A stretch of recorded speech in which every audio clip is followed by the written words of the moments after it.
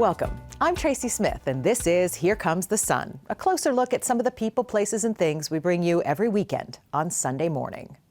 As an actor, Academy Award winner Morgan Freeman has told some of the most gripping tales in cinema. His latest, a documentary for the History Channel, tells a story worthy of Hollywood, the little-known heroics of the first Black U.S. Army regiment to serve in battle. David Martin caught up with him. The first Black Tank Battalion to fight in World War II, a time when the armed forces were still segregated and blacks were limited almost entirely to support duties behind the front lines. And this is the history of the 761st by Trezvant Anderson. A young black reporter, Trezvant Anderson, accompanied the 761st as it fought its way across Europe. Had you ever heard of him before you started working on this? No.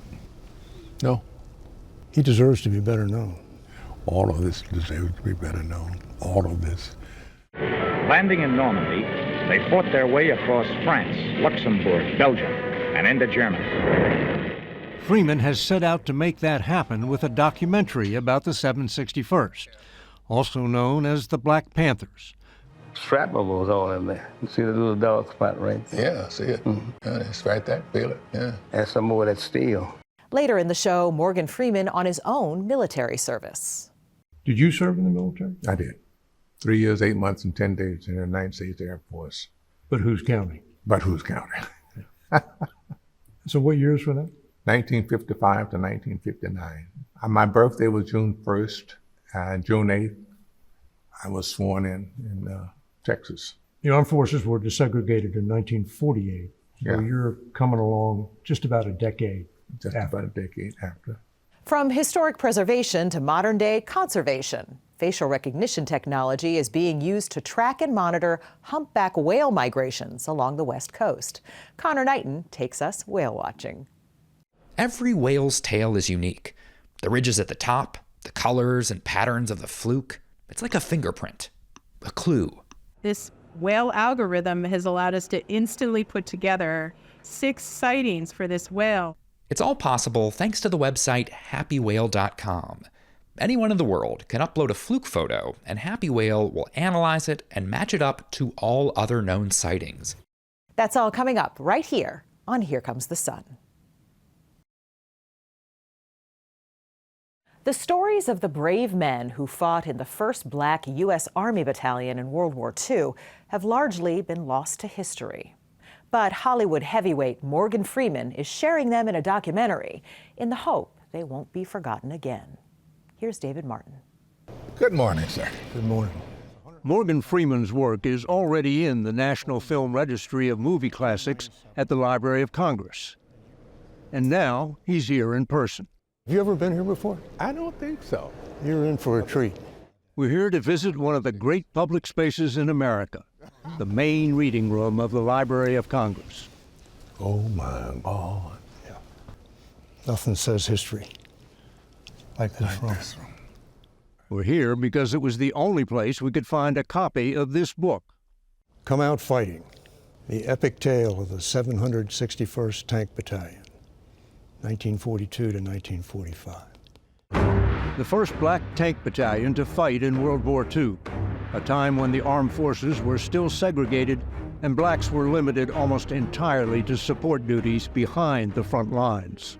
And this is the history of the 761st by Trezvant Anderson. A young black reporter, Trezvant Anderson, accompanied the 761st as it fought its way across Europe. Had you ever heard of him before you started working on this? No. He deserves to be better known. All of this deserves to be better known. All of this. Landing in Normandy, they fought their way across France, Luxembourg, Belgium, and into Germany. Freeman has set out to make that happen with a documentary about the 761st, also known as the Black Panthers. Shrapnel was all in there. You see the little dog spot right there? Yeah, I see it. It's right there. Feel it. Yeah. And some more of that steel. It's still in me. Complete with a cameo appearance by Lloyd Austin, the nation's first black Secretary of Defense. So Morgan, it's great to have you here. Although Around here, to be honest with you, the whole deep, smooth voice thing, that's really my thing. So what struck you most about their story? Well, the thing that would strike anybody, I think, is the fact that all of this is true and nobody knows about it. Why don't we know all of American history? The story of the 761st has been told before. They were African-American soldiers. In a documentary narrated by Denzel Washington, and in a book written by Kareem Abdul-Jabbar. But it has never registered in American culture like the Band of Brothers, the HBO series about a company of white soldiers fighting their way across Europe. What do you hope to add to it? I want to do a Band of Brothers. I want it to be before the public in all of its depth and wonder, bravery, blood and guts. Very few people will ever read Tresvant Anderson's account. Copy 2. The librarian tells us that's 2 of only 2. And the other one is in storage because it's in such bad condition. But you don't have to read it. Morgan Freeman will read it to you. The story belongs to the 14 million Negroes of America as a tribute to the military prowess, courage, and bravery of their sons, brothers, and fathers against great odds on the field of battle. So the numbers have changed. They're now, I think, 47.2 million Black Americans. But those words still ring. Oh, yes. Very true. They do. What the 761st Tank Battalion did and how it did it are the utmost importance to all the people of America. In the fall of 1944, General George Patton was leading the American charge towards Germany, but he was running short of tanks. So Patton, who never hid his racist views, sent for the 761st. Everyone has their eyes on you and expecting great things from you. Most of all, your race is looking forward to you. Don't let them down. And damn you, don't let me down. They saw their first combat on November 7th, 1944, in a small French village held by the Germans. Everybody was scared. Only a liar would deny it. But then the job just had to be done. The Germans kicked hell out of Company C, so it's not like the 761st is going from glorious victory to glorious victory. No. They're taking some serious losses. No, they didn't back down. They didn't turn and run. They were thrown into the epic Battle of the Bulge, Hitler's last desperate attempt to reverse the tide of war, broke through the heavily fortified Siegfried Line, crossed the Rhine, and rolled into the Third Reich. 183 straight days on the front lines. But here's, to me, the ultimate compliment because it comes from an enemy soldier. Such bravery I've never before seen. That's the way a Captain German officer put it. They said we weren't qualified to do this, and we set out to prove different. And we did. We proved it. Johnny Stevens was one of 6 members of the 761st whose oral histories were recorded by the Library of Congress's Veterans History Project. But we didn't get any recognition for it. They came home to a country as deeply segregated as the one they left. How were they treated? How were they treated? By the government? By the country? Go to the back of the bus where you belong. The 761st was nominated for a Presidential Unit Citation in 1945, but did not receive it until Jimmy Carter was president. After a Pentagon investigation, that oversight has been corrected. 33 years after the war, President Carter awarded the 761st a Presidential Citation for extraordinary heroism in action. Reuben Rivers did not receive the posthumous Medal of Honor he had earned in battle until Bill Clinton was president. The President of the United States of America authorized by Act of Congress, has awarded in the name of the Congress the Medal of Honor to Staff Sergeant Reuben Rivers, United States Army. Your nation thanks you, and God bless you. Thank you. Trez Van Anderson says it better than either you or I could. And by the sweat of the brows of dusky Negro soldiers who fought for their country and gave their blood and their lives on the field of battle, asking nothing but hoping that their sacrifices would not go unheeded and unnoticed by history. Have they gone unheeded and unnoticed? Until now. We're going to make them noticed. Time's come. That's all. As simple as that. Time's come. Up next, an exclusive excerpt from our chat with Morgan Freeman, something you can only see right here on CBS News Streaming. Stay with us. 761st did not really get noticed until about 1977, 8, during the Carter administration. As promised, here's more from David Martin and Morgan Freeman. So a lot of units fought bravely in World War II. A lot of units suffered worse casualties than the 761st. So why should we focus on them? Because a lot of groups did get their comeuppance. They got unit citations, they got medals of honor, they got noticed by their government. 761st did not really get noticed until about 1977, 8, during the Carter administration, when he okayed the unit citation that Patton had written in 44, 45. 45, and it's awarded in 78. Yeah. Literally. Literally. So a lot of those soldiers, when we were looking through that book, those are names that have long since been forgotten. Oh, yeah. Just disappeared completely. But there's one soldier in the 761st everybody knows. Jackie Robinson. Well, they know him. They don't know his story. The fact that he was with that Tank Battalion, the fact that he was an officer. I don't know what town were we in when he was arrested, because he would go to the back of the bus. Texas. South. Yeah, that's the Jackie Robinson story, aside from being number 42. Did you serve in the military? I did. 3 years, 8 months, and 10 days in the United States Air Force. But who's counting? But who's counting? So what years were that? 1955 to 1959. My birthday was June 1st, and June 8th, I was sworn in Texas. The armed forces were desegregated in 1948. Yeah. So you're coming along just about a decade About a decade after. Was the Air Force desegregated? Yes, it was, except certain parts of it. They give you a battery test when you come out of basic.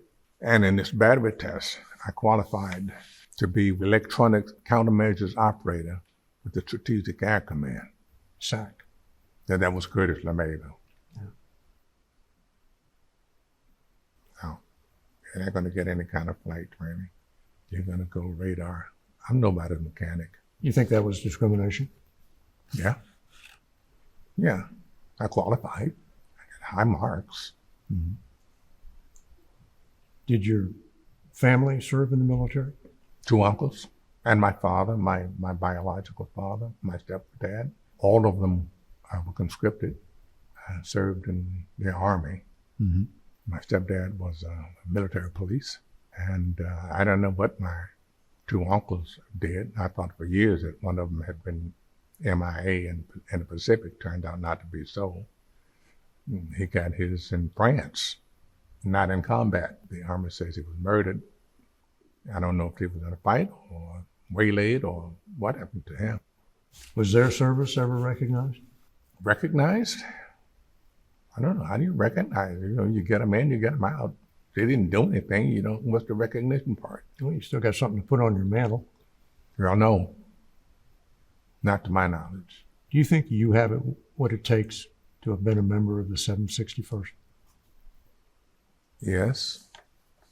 I'm the type of person who deals with the situation I'm in.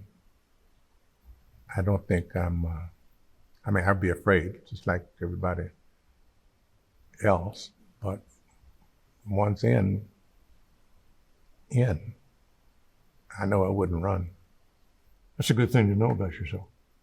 And I know that about myself. Up next, follow the whale's tales.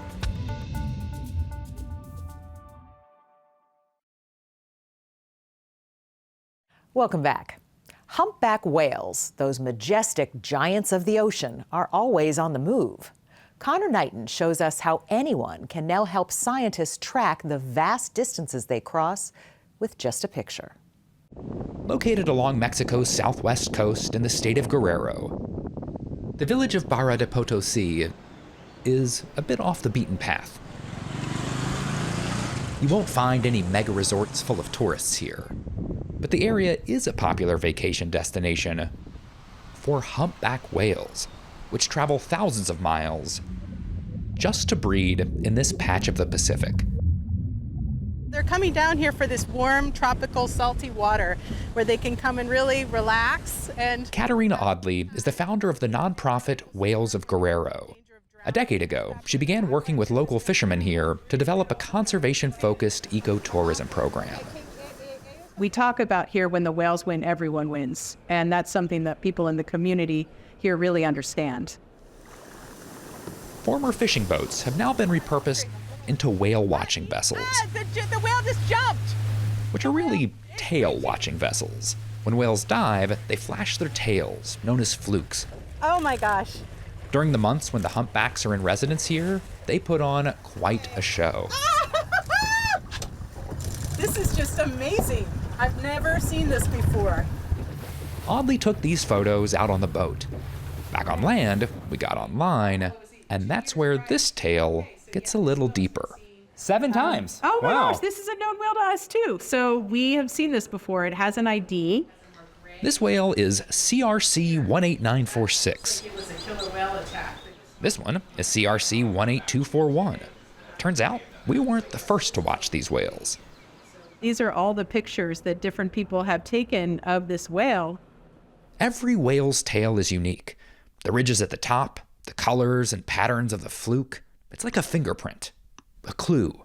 This whale algorithm has allowed us to instantly put together 6 sightings for this whale.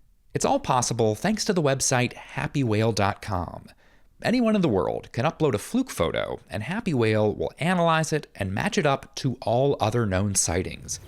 Both whales we photographed in Mexico had been seen the year before near Monterey, California, which is also where you're likely to spot the human behind Happy Whale. Okay, we've got a whale up again at about 8 o'clock.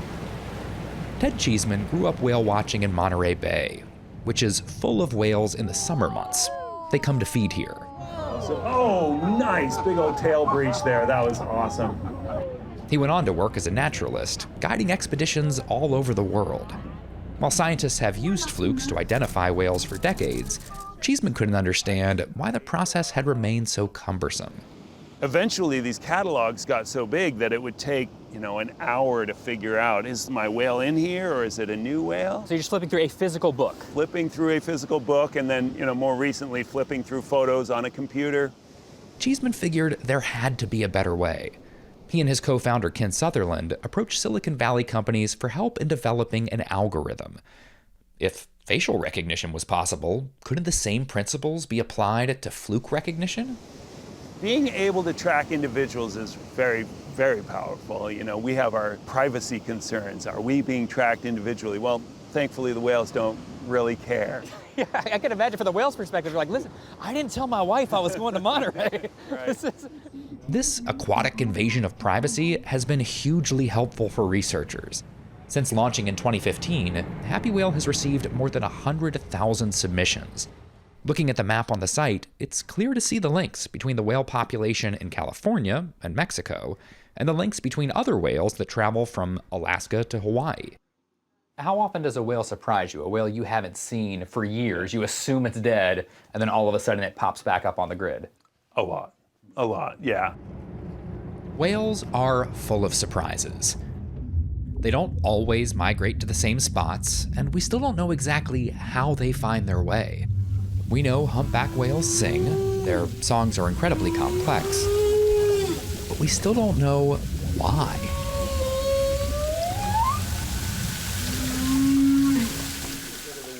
Happy Whale just helps us understand the who. It makes the whales fun to learn about. If you know that whale by name, you're going to care more about that whale. And if you care more about that whale, care more about the oceans. On my Monterey Whale Watch trip in May, we saw a whale that had never been uploaded before. I added my photo to the site, and now I'll get updates every time that whale is spotted.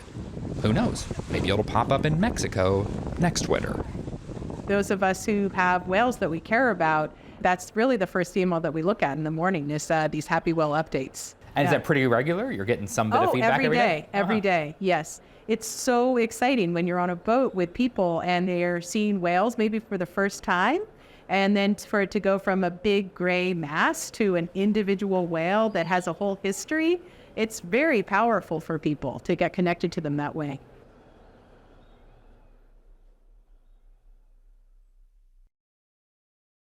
I'm Tracy Smith. Thanks for joining us. We'll see you here next time on Here Comes the Sun.